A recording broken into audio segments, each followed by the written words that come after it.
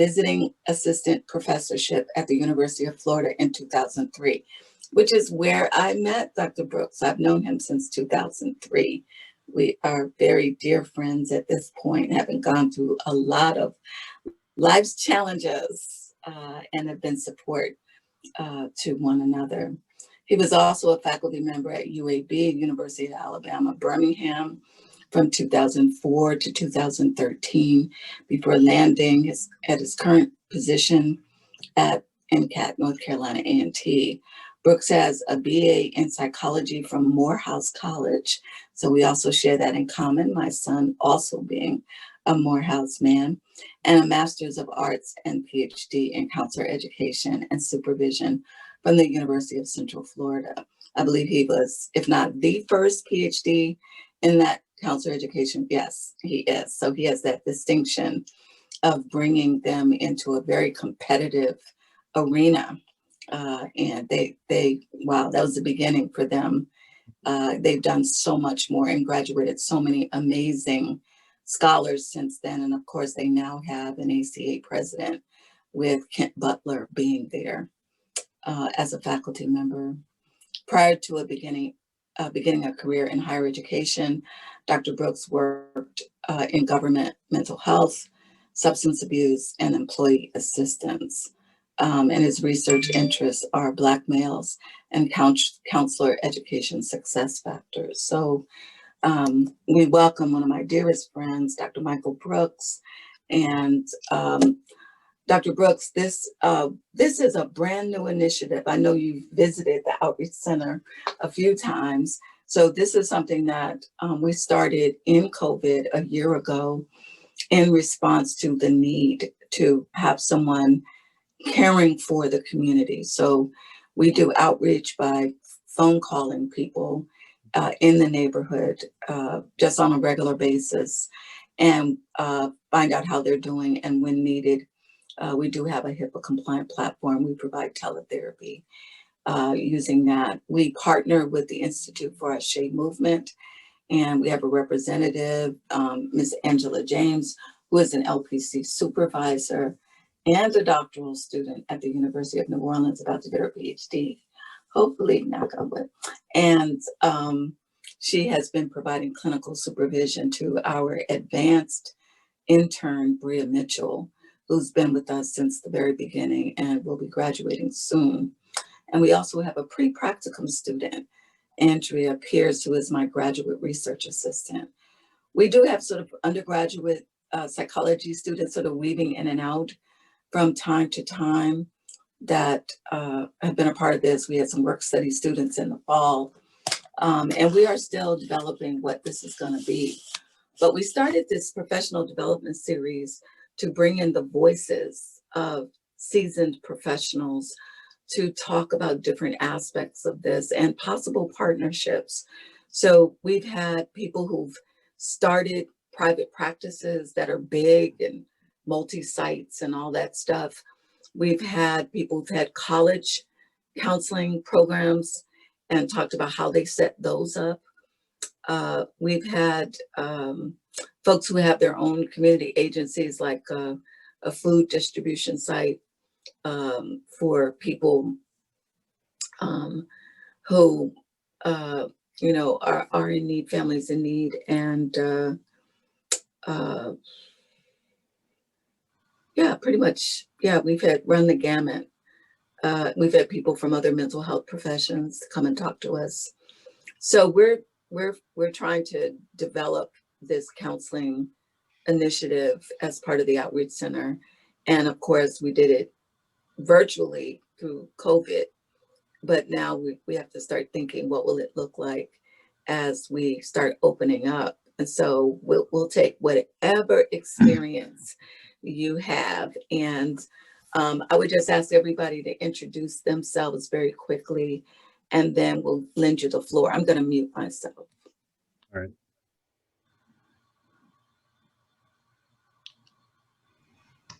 I'll get started. Hi, my name is Angela James. I'm a doctoral candidate at the University of New Orleans.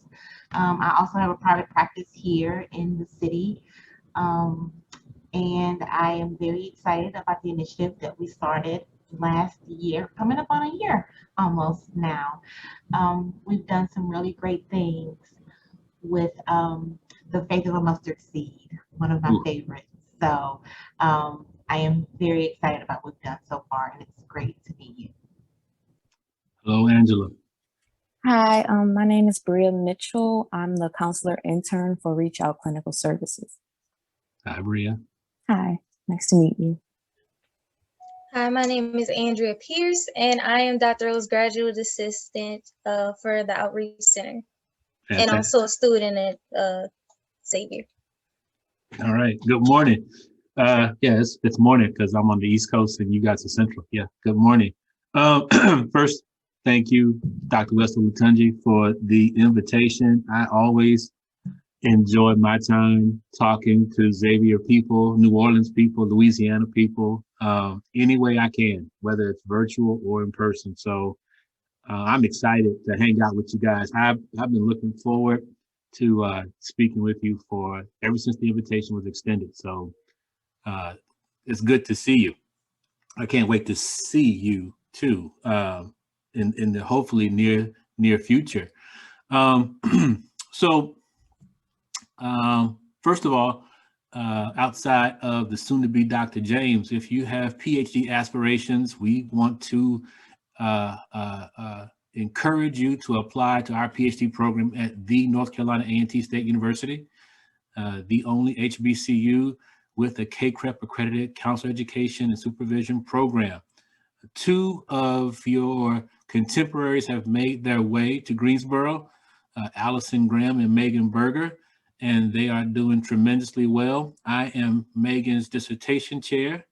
And so we are going to shuttle her through, and we're getting Allison prepared for her next step too. So if they can do it, you can too. They are blazing a Xavier trail, and I hope you will at least consider their path. Everyone can get a PhD. Everyone should get a PhD. If you really want to impact these communities that you're working with, trust me, you have greater amplitude with a PhD. So please consider it. Don't let that thing intimidate you. You are worthy of the PhD. Trust and believe me. Also want to thank Dr. Wesley Lutunji for reading that bio. I have one addendum. I am the program director and lead principal investigator for our $1.4 million HRSA opioid work enhancement program grant. We in the state of North Carolina, we meaning like we lead the nation in opioid dependence. And I believe this area of North Carolina, where we are, we're in the triad. So there is the triangle, the triad, and the Piedmont. So you probably are familiar with the triangle, the research triangle with Duke, Chapel Hill, and NC State. The triad is the middle. That's that West Greensboro, Winston-Salem, and High Point. And then the Piedmont, those are the mountains. So North Carolina is a wide state. So you have everything from snow-capped mountains where there is real snow to beach all in a matter of 4 hours. So the triad leads the state, or is second in the state, in opioid dependence. So we were prime candidates for the HRSA award.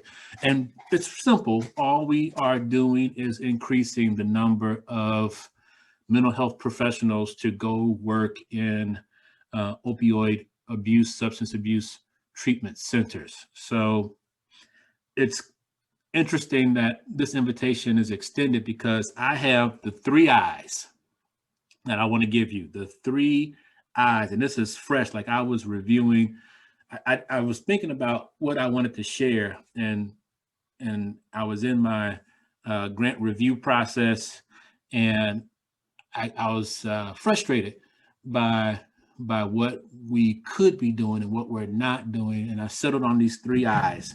So I figured I would talk to you about the 3 eyes, and maybe you would talk back to me, and we can figure out what else we need to discuss in addition to these things. So the first I is innovation.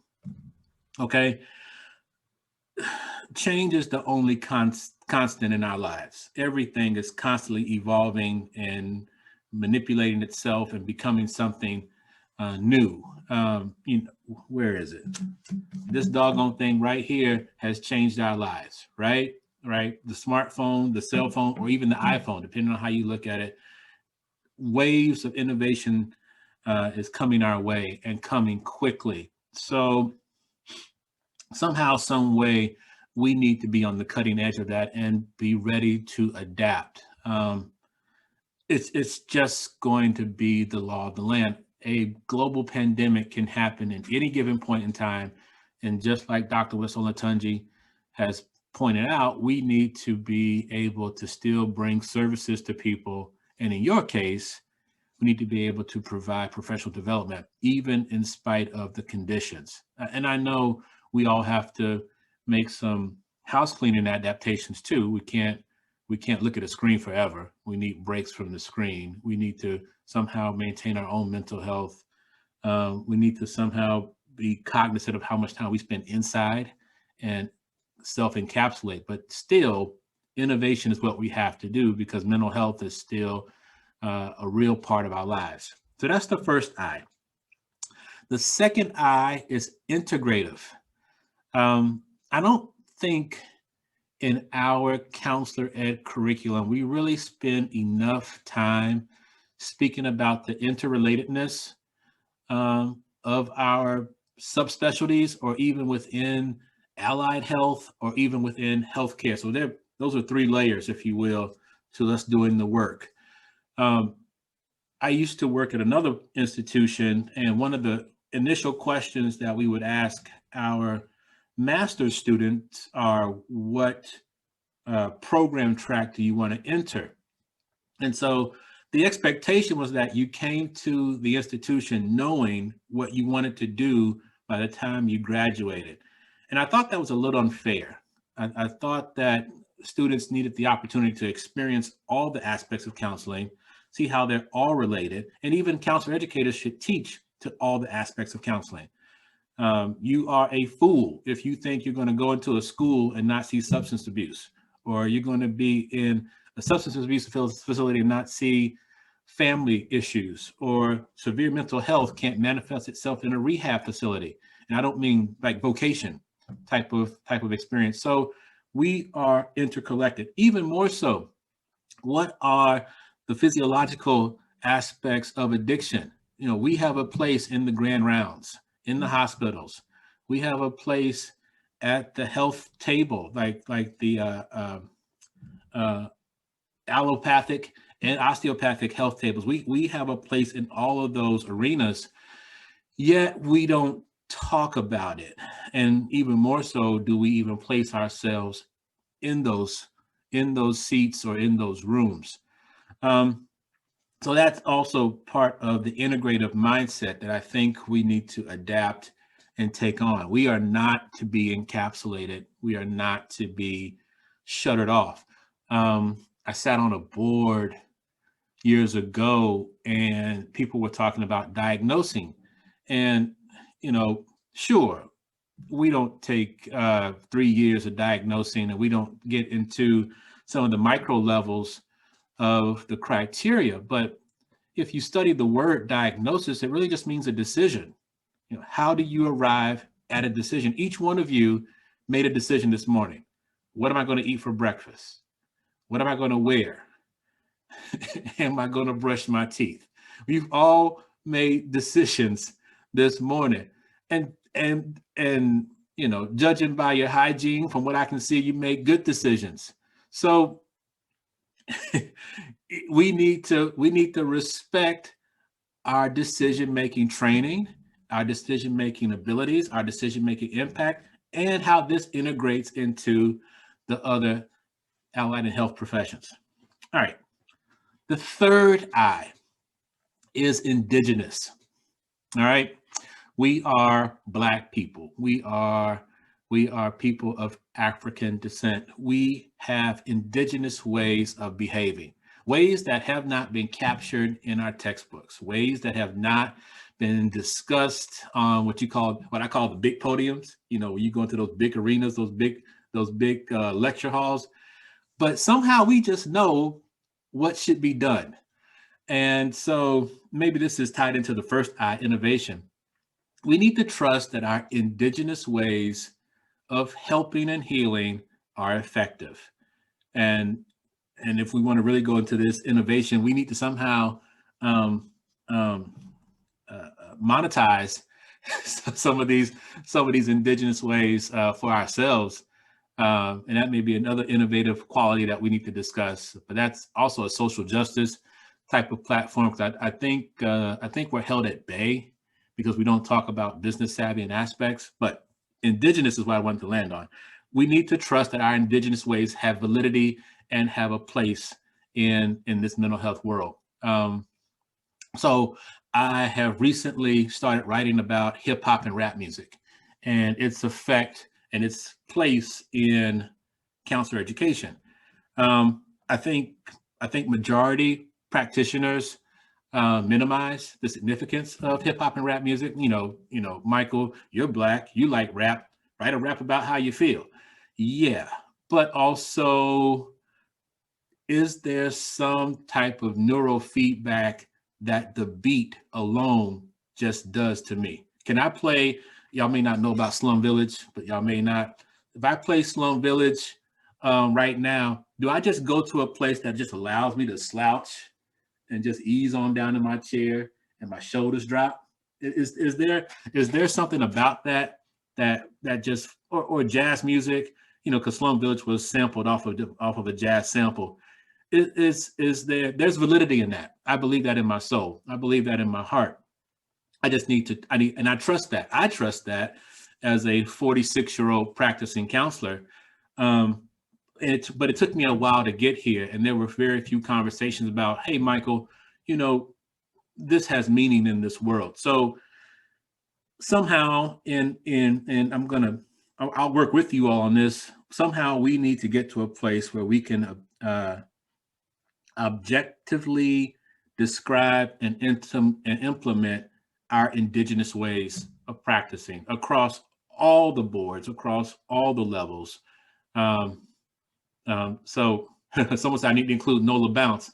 Okay, that's fine. Somebody's been watching a lot of Netflix. But yeah, we could put that in there too.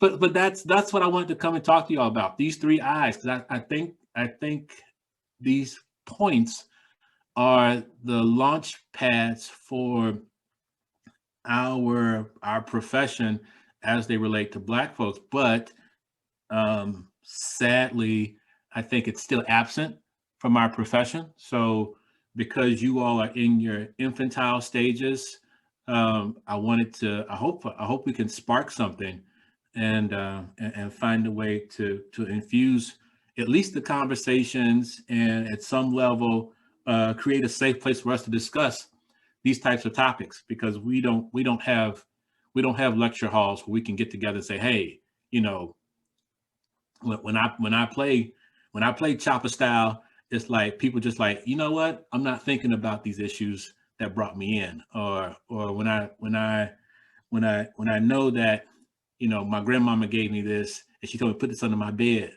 and it helps with my sleep.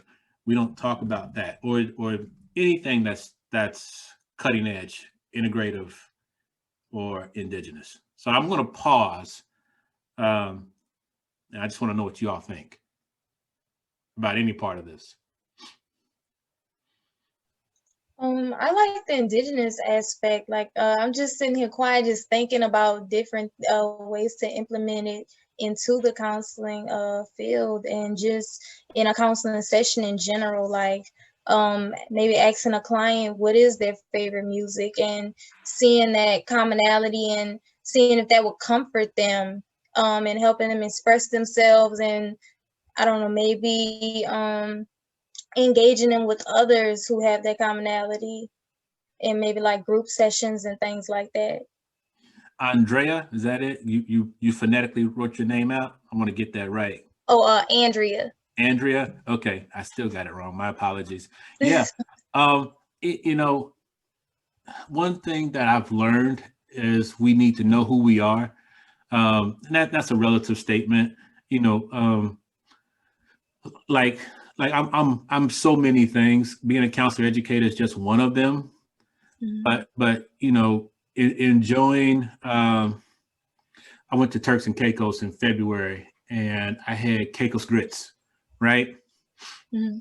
Caicos grits have pigtails in them, and so you know you don't know you like pigtails until you had pigtails, and so you're like, you know, this is who I am. Eating pigtails in grits is who I am, and you like, you know, you put bacon in your grits, you season your grits with pork, you do this, that, and the other, and before you go to health conscious on me, I just want to point out that that's who we are, though. And I think when we spend time getting to know ourselves, um, in the vastness of who we are, it's so much, it's just a natural flow to speak about indigenous methods. And it just oozes out of you. It's just a part of your conversation. Um, and sometimes the westernized ways of practicing feel a little forced, a little uncomfortable, Yeah. you know, kind of like shooting a left hand layup when you're not left-handed. Mhm. I'm sorry if you don't understand the sports analogy, but it's just like I don't know. This feels more natural to me and for me, and it's still effective. Now, you know, in this Du Bois world of double consciousness, unfortunately, we have to be bi and trilingual. So we have to be able to speak other languages. We have to be able to code switch. We have to be able to, you know, black skin, white mask type of way of behaving. But at some point, we should be relaxed in speaking and behaving and offering our indigenous method. Or sometimes just offer the indigenous method. Look, you know what? You'll get this later. You'll don't worry about this. This will come to you later. So yes, please indulge. Please open up. I think I trust vibes.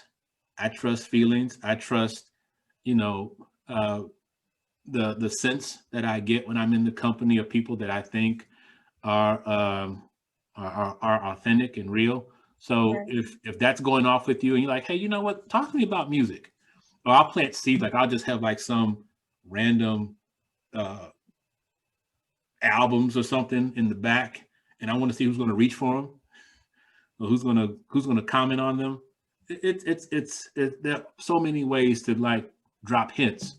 Um, I keep a Ta-Nehisi Coates book somewhere within reach so somebody can always see it. I just want to know who's going to pick it up, who's going to read, and then that kind of is my gateway into other things. So yes, go with that. I apologize for only having men examples. I need to diversify my example tree in my head, but I'm reaching right now. Pete Carroll, who is the coach for the Seattle Seahawks, and Robert Downey Jr. All right. These are two men that have failed tremendously in life. I don't know if you've studied Robert Downey Jr. or even uh, um, anyway, let's go with those two. Robert Downey Jr. was like going in and out of prison. All right, 5 minutes. He was losing acting roles. He did like the Breakfast Club. That's like 40 years old last week. And when he became Iron Man, you know, actually he got denied the opportunity to audition for Iron Man, but Jon Favreau believed in him and pushed to get him the audition, and that was the reboot of his career. And now he's living this clean and sober life. He lives on this farm, and he's happily ever after. But so what's the point? The point is, you know, I think you have to do a lot and experience a lot. You don't have to fall to that rock bottom that he did, or even that Pete Carroll did. But sometimes the benefit may come in a delayed way that may require some time. So I still encourage you to explore. I encourage you to get out and do some things that may seem a little different. Um, I am hopeful that we'll get beyond these pandemic times soon. And I know when that happens, Dr. Wessel Latunji is going to get on a plane and go somewhere. And I encourage you to get on a plane and go somewhere with great purpose and great intentionality to study yourself, to study who you are, and let that new knowledge influence your aspirations. Because it can happen and it will happen. And go someplace where you don't think you would expect to go. I think you should go to some particular places to learn about yourself, learn about your history and all that indigenous talk we had earlier. But there are some other places that you need to go so you can just see what it's like in these different places. So you know what you don't like. And again, reverse and work that back.